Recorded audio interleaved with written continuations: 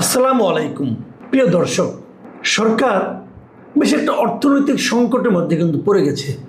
আমরা দেখতে পাচ্ছি যে গ্যাস অথবা জ্বালানি এ সমস্ত সংকটের কারণে সারা দেশে এরই মধ্যে একটা খবর পেলাম, আমরা আজকে সিপিটি দেখলাম, তারা বলছে গত 8 মাসে দেশের 95টা কারখানা স্থায়ীভাবে বন্ধ হয়ে গেছে এবং এর কারণে প্রায় 61,881 জন মানুষ বেকার হয়ে গেছে, মানে তারা কাজ হারিয়েছে। এটা একটা সামগ্রিকভাবে অর্থনৈতিক সংকট। এই সংকট সরকার কিভাবে হ্যান্ডেল করবে এটা আমাদের জানা বড় কঠিন, কারণ এই দেশের একটা মানুষও যদি বেকার হয় তার দায়িত্ব কিন্তু আলটিমেটলি সরকারের উপর পড়ে, কারণ সরকার তার জন্য কর্মসংস্থানের ব্যবস্থা করতে পারছে না। এই দায়িত্বটা কিন্তু সরকারকে নিতেই হবে। কিন্তু এর মধ্যে আবার আমরা দেখছি যে সরকার সরকারি কর্মচারীদের বেতন ভাতা বাড়ানোর উদ্যোগ নিয়েছে। ঠিক আছে, তো সরকারি কর্মকর্তাদের যদি আপনি বেতন বাড়ান, কর্মচারী কর্মকর্তাদের, তাহলে আপনাকে কিন্তু অনেক টাকা বাড়তি ব্যয় করতে হবে। সেই টাকার পরিমাণ কত হবে? দেখা যাচ্ছে যে বাড়তি ব্যয় হবে বছরে 1,06,000 কোটি টাকা। মানে এটা আমাদের যে টোটাল যে বাজেট আছে, যে আমাদের যা মানে তার আপনার বলতে গেলে বেশি একটা বড় অংশ আমাদের এই সরকারি কর্মচারীদের বেতন ভাতায় যাবে। তো এই বেতন ভাতা দিতে গিয়ে বাড়তি বেতন ভাতার জন্য দিবেন আপনি, এটা দিতে যে আপনি কত লোককে হ্যাপি করতে পারবেন? আমাদের এখানে সরকারি কর্মকর্তা কর্মচারীদের সংখ্যা বর্তমানে 15 লাখের মতো। ধরুন তার সঙ্গে যদি আমরা সামরিক বাহিনী ধরি, তার মিলে সব মিলে 18-19 লাখ লোক হবে।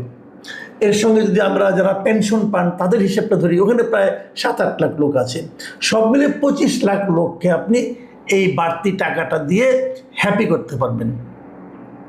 এবং এই হ্যাপি করার পর তার প্রভাবটা কি পড়বে? বাজারে প্রভাব পড়বে। যেমন যখনই আপনি নতুন পে স্কেল বাস্তবায়ন হবে, তখনই আপনি দেখবেন যে জিনিসপত্রের দাম বেড়ে গেছে।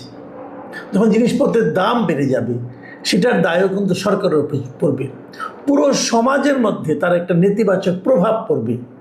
এবং যারা বেসরকারি চাকরি করে তারাও তো এই সরকারেরই লোক, তাই না? তারা এই সরকার কিন্তু তারাও ভোট দিয়েছে।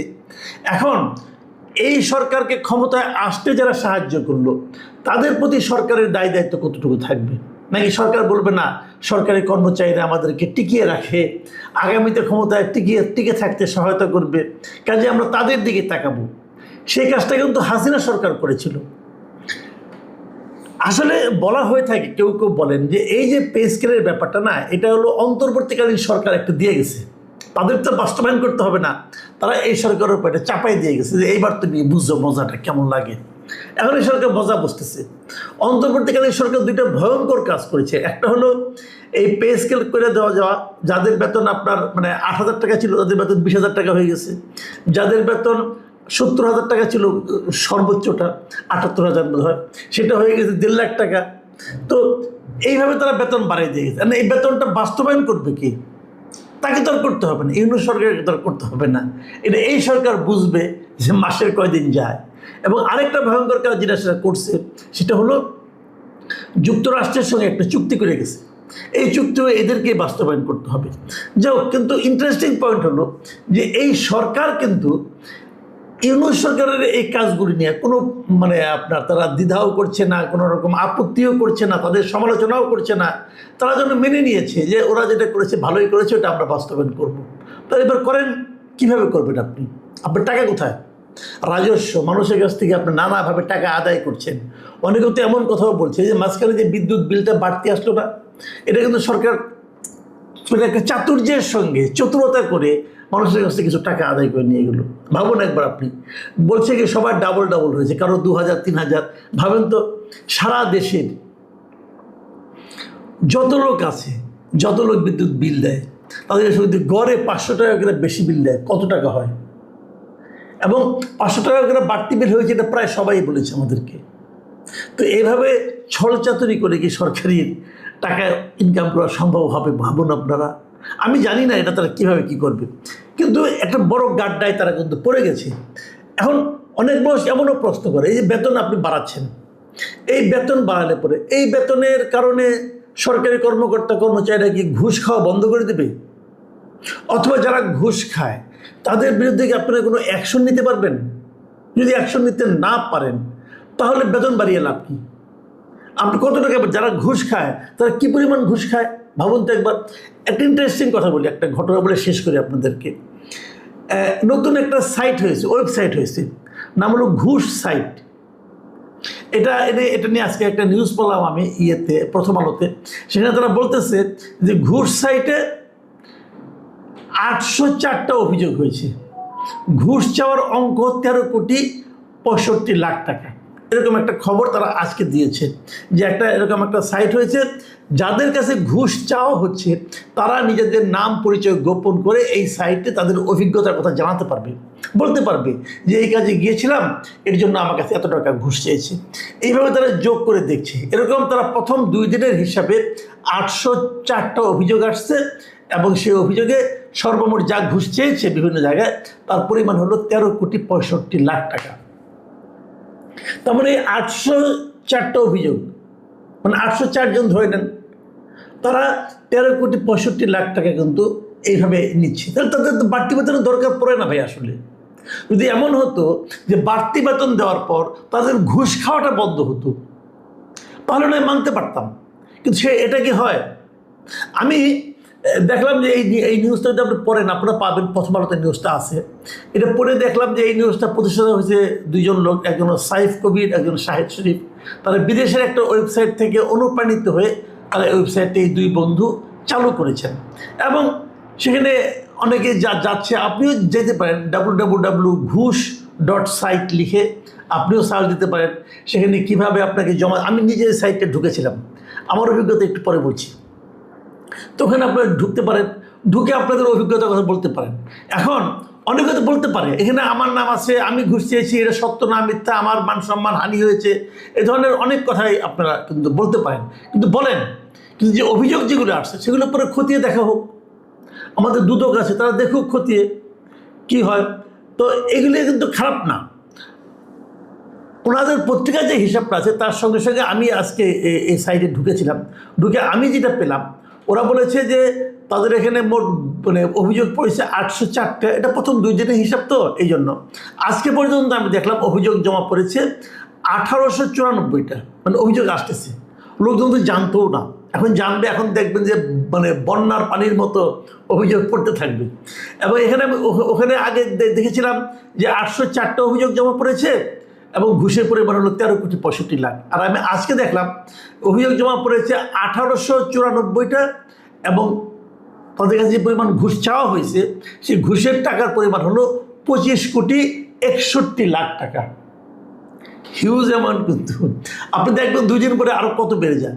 এবং দেখা যাচ্ছে যে এখানে ঢাকার থেকেই অভিযোগ আসছে 887টি, চট্টগ্রাম থেকে 447টি, এরকম আমি আজকে দেখলাম।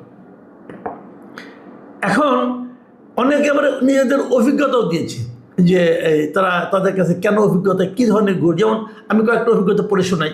যেমন একজন লিখেছে যে 3 বছরের ডিপ্লোমা নার্সিং পাশ করার পর হাসপাতালে 6 মাস ইন্টার্নশিপ করতে হয়, সেখানে প্রতি মাসে 6,000 টাকা ভাতা পাওয়ার কথা, কিন্তু 5 মাস চলছে তাও কোনো টাকা পায়নি। এসবের জন্য নাকি খরচ দিতে হয় পরিসংখ্যান বিভাগে যে কাজ করবে তাকে।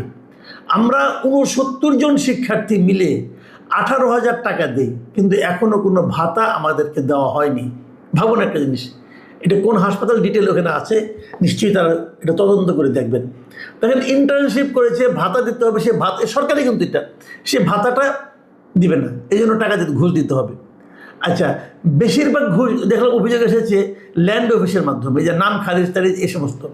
একজন লিখেছেন যে খারিজ করার জন্য টাকা দেওয়া হয়েছে, ভূমি অফিসের লোক বলছে যে এসি ল্যান্ডে টাকা দিতে হবে, তা না দিলে খরিদের সাক্ষাৎ দেবে না।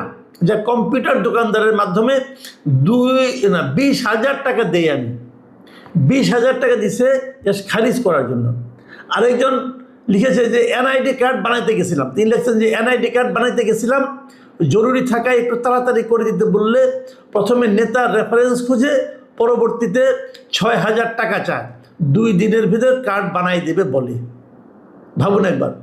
আরেকজন পানির টেস্ট করতে যাচ্ছে, বলতে ওনাকে ঘুষ না দিলে উনি পানির টেস্ট রিপোর্ট চেঞ্জ করে দেন, তারপরে জনস্বাস্থ্য প্রকৌশল অধিদপ্তরের কাকরাইলের কারো একজন নাম দিয়েছে, ভালো পানিকে উনি খারাপ পানি বানিয়ে দেন, যে কেউ যাচাই করে নিতে পারেন। মানে এগুলি যে ঘটনা তারা লিখেছে, এগুলিকে কিন্তু আপনি একদম ইগনোর করতে পারবেন না। এই দেশে এভাবে ঘুষ নেওয়া হয়। আমি এই ওয়েবসাইটটা করাতে মানে আমার কাছে খুব ইন্টারেস্টিং মনে হয়েছে, আপনারা সবাই দেখবেন। এবং আমি সরকারকে বলবো যে আপনারা এই ধরনের ওয়েবসাইট করেন, আপনারা তো অনেক টাকা খরচ করেন দুদকের জন্য। দুদক কী করে? দুদকের কিন্তু আমি কোনো কার্যকারিতা দেখি না।